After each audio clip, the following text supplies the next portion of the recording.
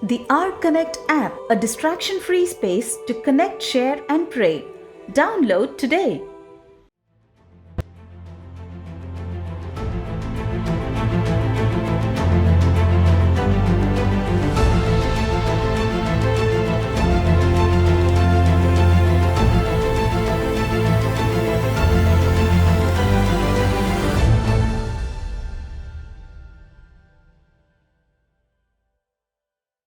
Not all of us can do great things, but we can do small things with great love.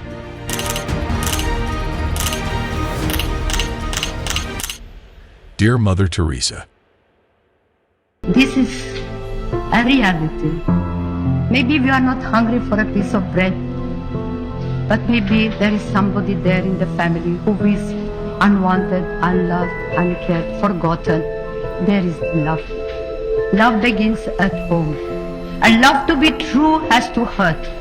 And this is what I bring before you. an Albanian Indian Roman Catholic nun. She took on the passion for pursuing a monastic life. She devoted her life to the kind of service most people shy away from.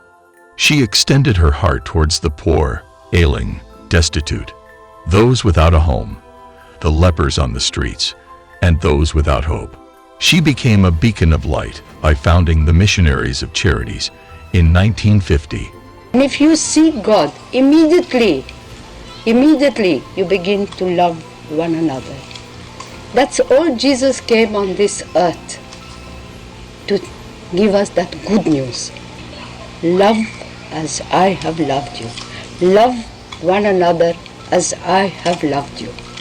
How wonderful it is to think that we all have been created for that purpose.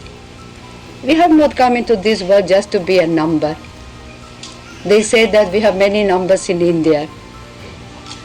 But we are not numbers. We are children of God. We have been created for a purpose, for greater things, to love and to be loved. She was moved deeply by the love of Christ. Mother Teresa lived among the poor in the slums of Calcutta. Surviving with the bare minimum, she used all the excess to help those who needed it the most and source finances for those who could not afford to seek medical help.